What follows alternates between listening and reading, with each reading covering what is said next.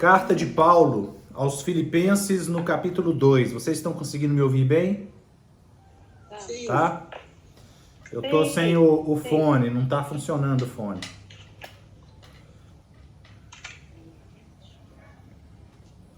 Filipenses capítulo 2. Todos acharam? Ainda não. Capítulo 2. Não achei. Pronto? Filipenses capítulo 2, a partir do versículo 5. Diz assim: Tende em vós o mesmo sentimento que houve também em Cristo Jesus, pois ele, subsistindo em forma de Deus, não julgou como usurpação o ser igual a Deus. Antes a si mesmo se esvaziou, assumindo a forma de servo, tornando-se em semelhança de homens, e reconhecido em figura humana, a si mesmo se humilhou, tornando-se obediente até a morte e morte de cruz. Pelo que também Deus o exaltou sobremaneira, e lhe deu o nome que está acima de todo nome, para que ao nome de Jesus se dobre todo o joelho, nos céus, na terra e debaixo da terra, e toda língua confesse que Jesus Cristo é Senhor, para a glória de Deus Pai. Amém? Eu vou só pedir, irmã Fátima, para você desligar o microfone. Aí, obrigado. Então vamos lá. Texto conhecido por todos, né? Um texto do meu apreço, como tantos outros, né? Que aqui fala especificamente da renúncia de Jesus, né? Da abnegação de Jesus, daquilo que ele teve que abrir mão para se relacionar conosco, mas não só se relacionar conosco, mas levar sobre si as nossas dores, levar sobre si as nossas enfermidades, levar sobre si o nosso pecado. E o que nós podemos aprender com esse texto? Que ele sendo tudo isso, né? E a gente tem uma dificuldade muito grande, nós não somos nada, né? Nós não somos nada, como diz a Bíblia, nós somos vermezinho de Jacó, né? Mas muitas vezes nós nos comportamos como se nós tivéssemos um rei na barriga. A gente não quer se humilhar, né? A gente não quer abrir mão de determinadas coisas. E quando eu falo aqui que parece que pelo nosso comportamento nós temos um rei na barriga, a única pessoa que eu conheço que de fato tinha um rei na barriga, né? E em nenhum momento se vangloriou disto, em nenhum momento se exaltou, em nenhum momento ficou soberba, foi Maria.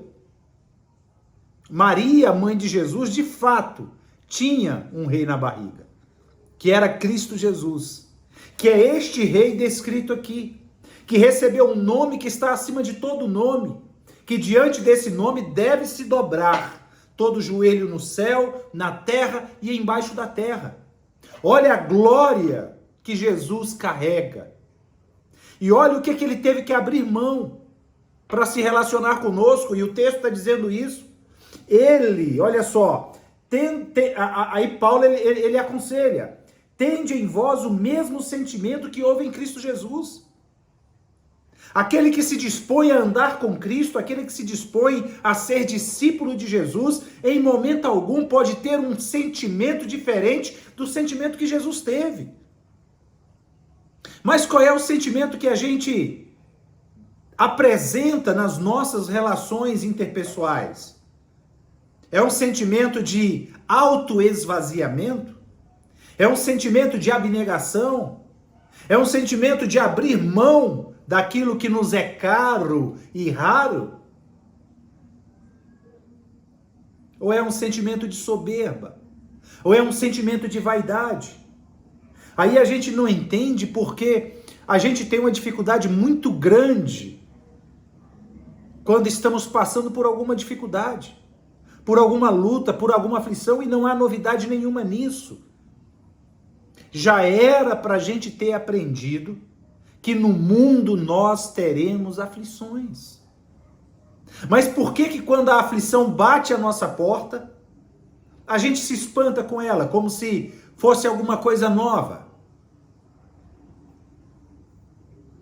Fosse alguma coisa inesperada? Fosse aquela visita que a gente jamais imaginou que um dia iríamos receber? Mas Jesus falou, vocês vão receber a visita da aflição. Vocês vão receber a visita da dor. Mas a grande questão aqui, o problema aqui não é recebermos a visita da aflição, recebermos a visita da dor. O problema aqui é como nós lidamos com ela. Como nós tratamos a dor e a aflição. E aí Jesus vem e diz assim, olha, Paulo vem e diz assim, pois ele, subsistindo em forma de Deus, ele abriu mão de toda vaidade, ele abriu mão de todo orgulho, ele abriu mão de toda soberba, para se relacionar conosco, para conquistar para nós uma vida e vida em abundância. E a gente que a Bíblia diz que somos vermezinho de Jacó, somos apenas uma poeira. Como diz lá no livro de Jó, né, que eu acho que foi no livro de Jó, se eu não me engano, que o homem é como uma erva e a sua glória é como uma flor. Sai o sol, seca-se a erva e cai a sua flor. Ou seja, não é nada. Nós não somos nada. E mesmo assim, achamos que somos alguma coisa. Porque temos um bom carro, porque temos uma boa casa, porque temos um bom emprego, um bom salário, ou porque temos uma boa saúde, ou porque temos uma família estruturada. Achamos que somos alguma coisa. Mas no final das contas nós não somos nada. E aquele que de fato é alguma coisa, abriu mão de ser. Abriu mão de ser. E ele diz aqui, pois ele, subsistindo em forma de Deus, não julgou como usurpação ser igual a Deus. Antes, a si mesmo se esvaziou, assumindo a forma de servo, tornando-se em semelhança de homem. Você quer humilhação maior para um Deus? Se tornar como uma de suas criaturas? Para você entender o que aconteceu aqui, tá? É como se você criando o seu animalzinho de estimação, para você se comunicar com o seu animalzinho de estimação, seja gato, seja cachorro, seja hamster, seja coelho, seja passarinho, não sei. Você ter que ser um dele, ser igual a ele. Foi isso que Deus fez. Foi isso que Jesus fez. Ele se esvaziou da sua glória. Ele se esvaziou da sua divindade. Ele se esvaziou da sua santidade, assumindo a forma de servo, a semelhança de homem, a si mesmo ele se humilhou. Mas estamos vivendo uma era dos dodóis. A era dos dodóis, uma das eras mais fracas. Pessoas fracas. Pessoas que não aguentam uma batida de pé no chão que já sai correndo. Pessoas que não conseguem lidar com a dor e a aflição quando batem a sua porta. E aqui eu não estou dizendo que não é difícil, é difícil. Aqui eu não estou dizendo que não dói, dói. Dói. Mas não há novidade, gente. Não há novidade. E Jesus, ele se auto-esvaziando, se auto-humilhando, para se tornar semelhante a nós. Não em pecado, mas nas mesmas fraquezas. Porque quando você lê os evangelhos, você vê os evangelistas declarando que Jesus chorou. Você vê os evangelistas declarando que Jesus teve fome, teve sede,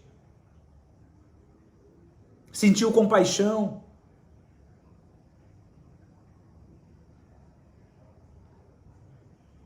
Se compadeceu. A gente vê que Jesus, ele, com exceção do pecado, ele era igualzinho a nós. E em sua santidade, ele quer que sejamos igualzinho a ele. Essa é a obra de Deus na nossa vida. Quando eu ouvia pessoas dizendo, Deus tem uma obra na sua vida, não só eu, né, mas todo mundo, quando ouve uma história dessa, né, alguém dizendo que Deus tem uma obra na sua vida, a gente pensa ministério de louvor, né, a gente pensa na nossa vida dentro daquela caixinha que é chamada de igreja. Mas a igreja somos nós. Ali é só um lugar de reunião e de adoração. Mas a gente limita tanto a Deus e a sua obra nas nossas vidas que a gente coloca a praxis dessa obra, desse chamado de Deus nas nossas vidas, limitada àquela caixinha chamada de igreja, entre quatro paredes. E a gente começa a tentar se encaixar ali de alguma forma. A grande obra que Deus tem na minha vida é que eu ingresse no grupo de louvor, no grupo de oração. Não, Ele quer que eu pregue, Ele quer que eu seja pastor, pastora, missionário, missionária.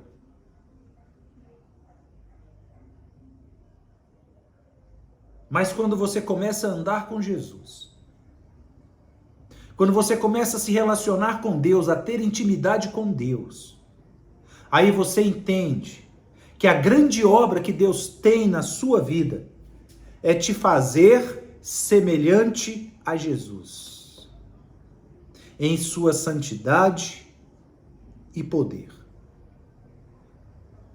É te fazer semelhante a Ele. Então qualquer coisa diferente disso não é obra de Deus na sua vida. A grande obra de Deus na minha vida não é ter me feito pastor, não é ter me dado dom para pregar, para ensinar. É que eu seja semelhante a Jesus todos os dias. Tende em vós o mesmo sentimento que houve também em Cristo Jesus. Carreguem no coração de vocês esse mesmo sentimento.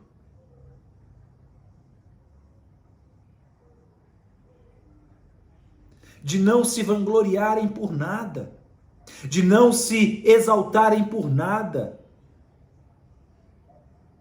de não ficarem soberbos por nada, de não amarem a jactância por nada,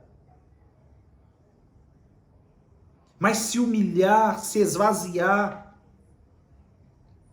e entender que quando você aceita essas coisas, a vida se torna mais fácil. Jesus sendo Deus, não tendo nenhuma usurpação ser igual a Deus, se esvaziando, se humilhando, se tornando semelhante a homem e se fazendo obediente até a morte, morte de cruz. Pelo que também Deus o exaltou sobremaneira, ele lhe deu um nome que está acima de todo nome. Quando ele estava perante Pilatos e ouvindo aquelas acusações do sinédrio, dos sacerdotes, Pilatos vira para Jesus e pergunta: você não vai responder nada? Você não está vendo quantas acusações estão te fazendo? Você não sabe que eu tenho poder sobre você para te mandar prender ou te mandar matar? E aí Jesus vira para Pilatos e diz assim: olha, nenhum poder você teria sobre mim se do alto não fosse te dado. Ele aceitou, mesmo sendo Deus, ele aceitou ser crucificado por sua criação, ser humilhado por sua criação, ser espancado por sua criação, ser abandonado por sua criação, ser traído por sua criação. Mesmo sendo Deus. E tu, quem é? Quem é você? Se ele, sendo Deus, ele aceitou passar por tudo isso, sabendo que tudo aquilo que ele estava passando estava glorificando o nome de Deus. Estava glorificando o nome de Deus.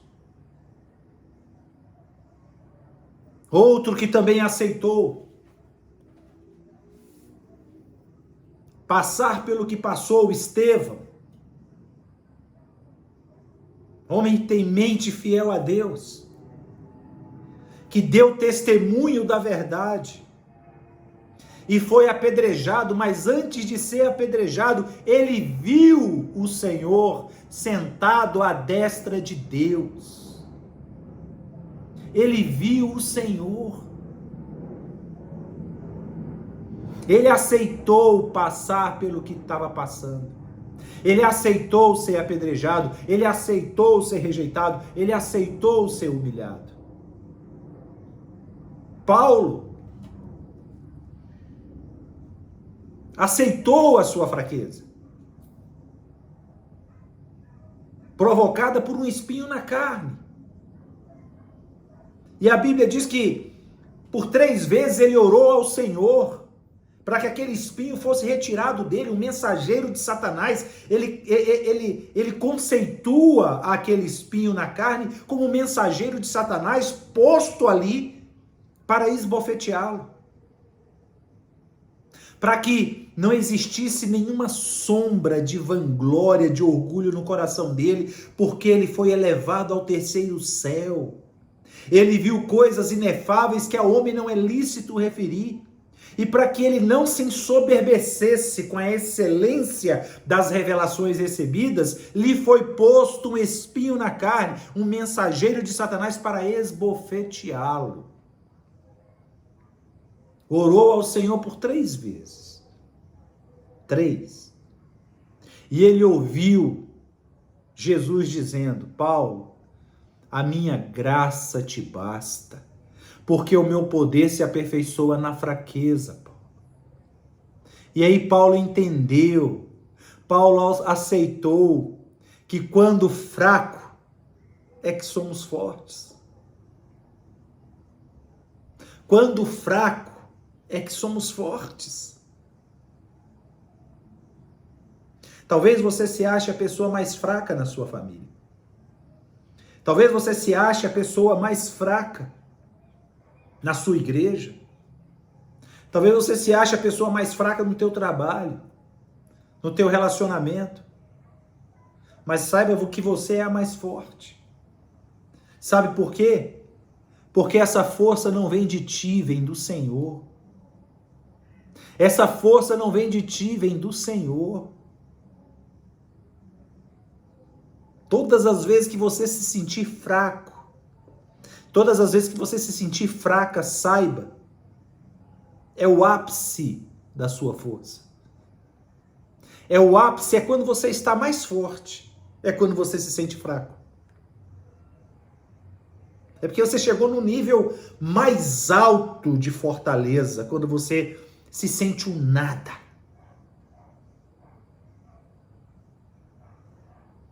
Por isso que Paulo entendeu.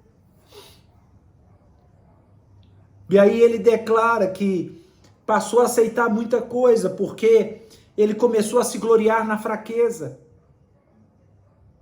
nas lutas, nas tribulações, nas angústias, nas dificuldades, na escassez, na fome, no frio, na nudez, nos açoites, nas humilhações. Porque ele entendeu que quando fraco é que ele era forte. Quando fraco é que ele era forte. João também teve que aceitar. Também teve que se esvaziar, também teve que se humilhar. Quando abandonado na ilha de Pátimos. Abandonado, e vale ressaltar aqui, abandonado pelos homens, não por Deus. Na ilha de Pátimos ele estava só da presença humana, mas não estava só da presença de Deus. Deus estava com ele.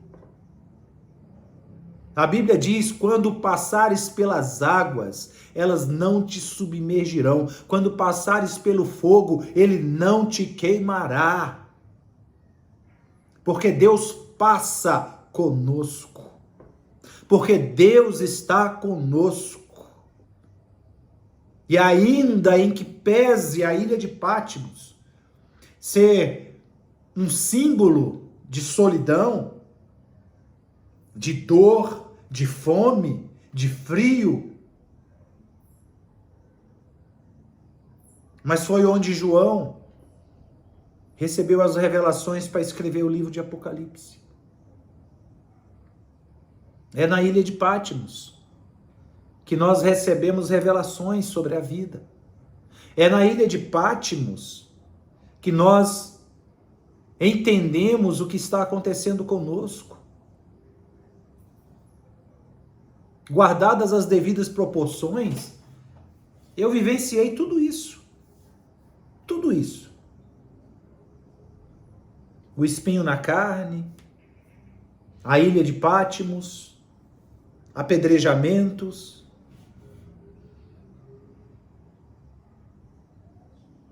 Entender que quando fraco é que eu sou forte, e não é fácil entender isso.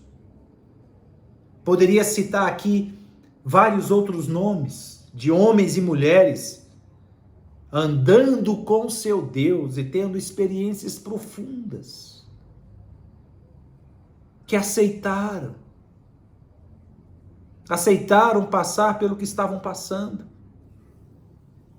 sabendo que maior glória vos aguarda. Maior glória vos aguarda. A Bíblia fala da nossa leve, olha só, parece ironia, né? Parece que Deus gosta de fazer piadas. Quando ele olha pra gente, ele olha pra nossa dor, ele olha pra nossa luta, ele olha pra nossa dificuldade e diz: a sua leve e momentânea tribulação. Não é para se comparar ao eterno. Ele diz que a tribulação é leve e momentânea, ou seja, ela pode ter um início e também vai ter um fim. Ela é momentânea. Primeiro que é leve. Sabe por que é leve?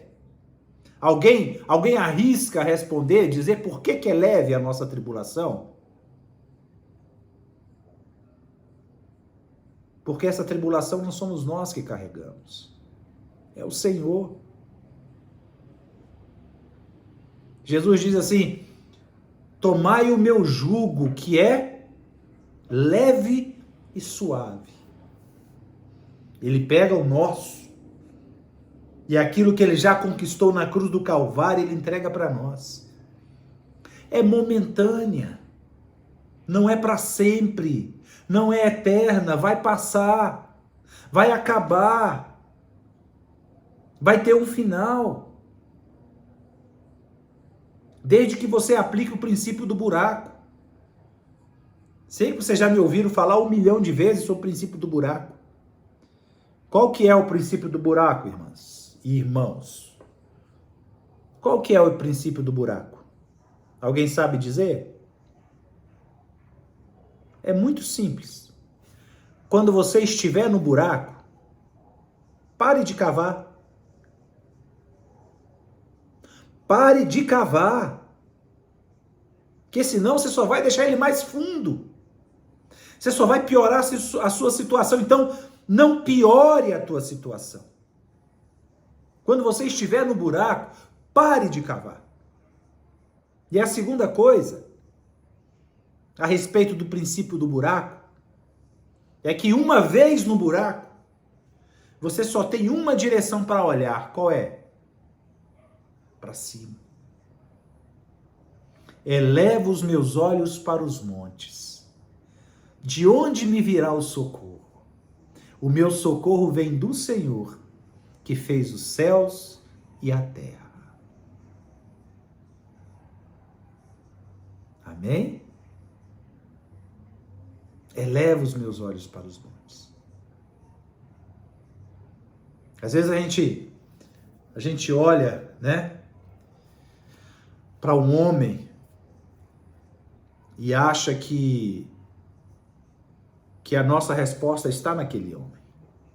A gente olha para um plano de governo e acha que a nossa resposta está naquele plano de governo. A gente olha para alguma outra situação e acha que a nossa resposta está naquela situação. Foi isto que o rei Davi, ao escrever esse salmo, ele estava tentando explicar. Ele olhava para aqueles montes e ele estava dizendo: a minha segurança não está nesses montes.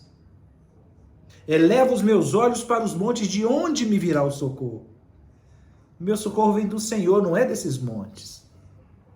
Não é desses montes. Não são os montes. Então a nossa leve e momentânea tribulação não é para ser comparada ao eterno. Então, a glória que nos aguarda, ela é eterna. Não é passageira, não é momentânea. Ao eterno peso de glória. Enquanto a tribulação é leve, a glória que nos aguarda é pesada, é densa, tem substância. Tem substância. Não é aquele caldo ralo que não nutre ninguém, mas é aquele caldo grosso com substância que quando você toma, você se sente saciado. Como eu falei, poderia citar tantos outros. E quero finalizar com Hebreus capítulo 11, no versículo 32. Chegando à mesma conclusão que o escritor de Hebreus. Quando o escritor de Hebreus, falando de homens e mulheres que viveram debaixo e sob a influência da fé, debaixo da fé, sob a fé e debaixo dessa influência, que a fé havia se tornado a bússola de suas vidas, o norte de suas vidas. Ele diz assim no versículo 32, e que mais direi ainda? Certamente me faltará o tempo necessário para referir o que há a respeito de Gideão, de Baraque, de Sansão, de Jefté, de Davi, de Samuel e dos profetas, eu digo mesmo. Eu citei Jesus, eu citei Paulo, eu citei Estevão, eu citei João, mas poderia ter citado tantos outros, homens e mulheres, que aceitaram a dificuldade, aceitaram a dor, aceitaram a luta, porque sabiam que a leve e momentânea tribulação não se compara ao eterno peso de glória. Os quais, por meio da fé, subjugaram reinos, praticaram a justiça, obtiveram promessas, fecharam bocas de leões, extinguiram a violência do fogo, escaparam ao fio da espada, da fraqueza tiraram forças. Fizeram-se poderosos em guerra, puseram em fuga exércitos de estrangeiros. Mulheres receberam pela ressurreição os seus mortos. Alguns foram torturados, não aceitando o seu resgate. Não me tirem dessa situação. Não me poupem desta situação. Olha como que é diferente da gente.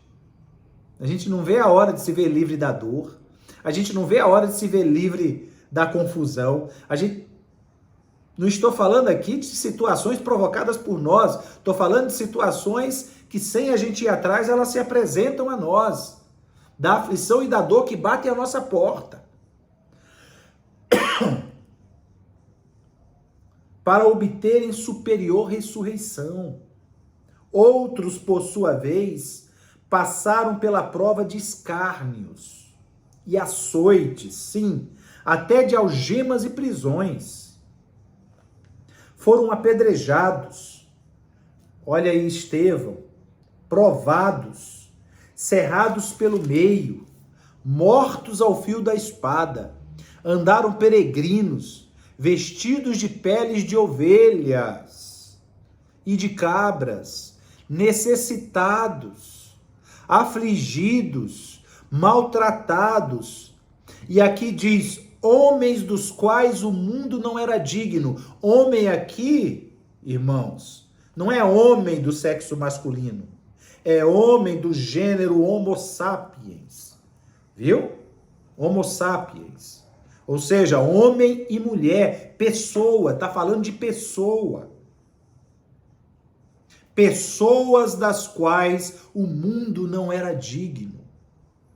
Errantes pelos desertos, pelos montes, pelas covas, pelos antros da terra. Ora, todos estes que obtiveram bom testemunho por sua fé, não obtiveram, contudo, a concretização da promessa, por haver Deus provido coisa superior a nosso respeito, para que eles, sem nós, não fossem aperfeiçoados. Amém?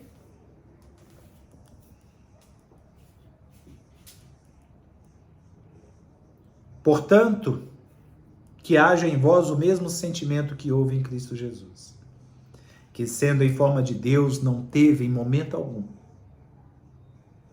usurpação de ser igual a Deus.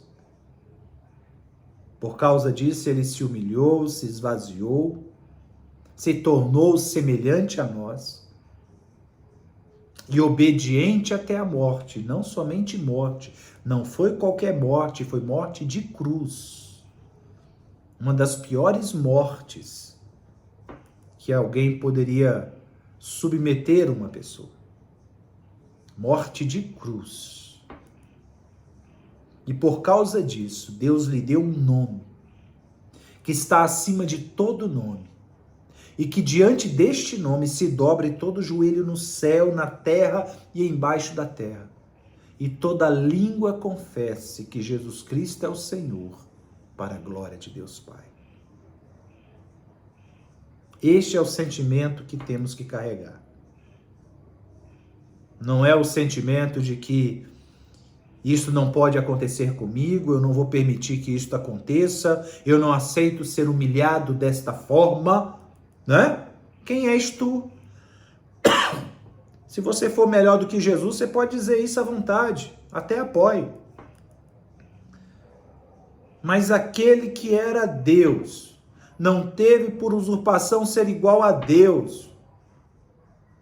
Ele não deu carteirada. Você sabe com quem você está falando? Ele não deu carteirada.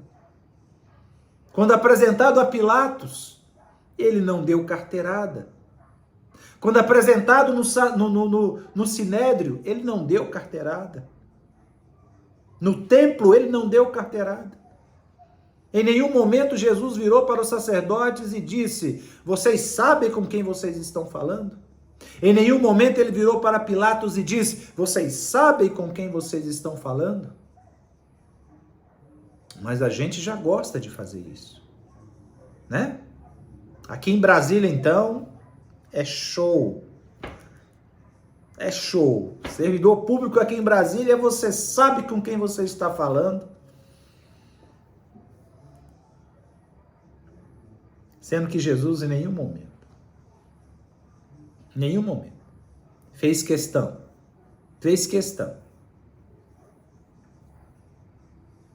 de usar o poder que tinha para impor a sua autoridade.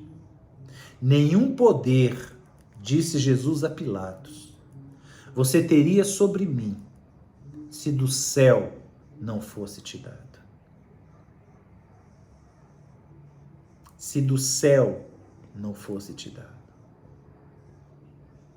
E quando Jesus ele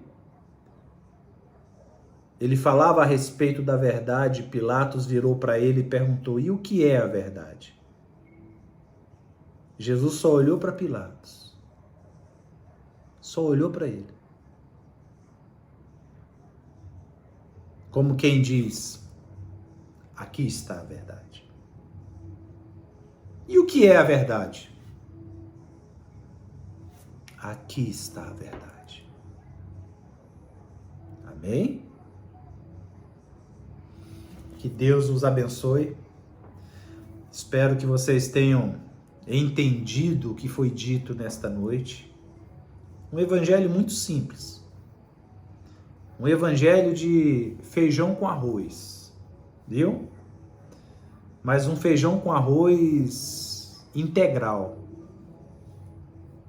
orgânico, preservando todos os seus nutrientes e todas as suas qualidades, para de fato, ainda que simples, possa nutrir a nossa alma e o nosso coração. Amém? Né? Gente, que Deus abençoe vocês, viu? Vamos orar, querido Deus, maravilhoso e eterno Pai, nós te damos graças, meu Senhor, por esta noite, por este culto, pela vida de cada irmão, de cada irmã aqui presente, meu Pai. Que o Senhor faça com que esta ministração venha frutificar no coração, meu Senhor, dos teus servos e servas, meu Pai. Em nome de Jesus, dando muitos frutos para o teu reino. Senhor, despede-nos em paz. Despede-nos em segurança, meu Senhor. Que tenhamos, ó Pai, um final de semana abençoado, meu Senhor. E o início de semana ricamente abençoado por Tua graça e por Tua misericórdia. Que a graça do Senhor Jesus Cristo, o amor de Deus e as doces consolações do Espírito Santo sejam com cada um nesta noite, com cada família aqui representada, desde hoje para todo sempre. Aquele que crê, diga amém e graças a Deus. Amém. Amém? Amém, amém. Fiquem com Deus. Boa semana. Fica com Deus. Amém.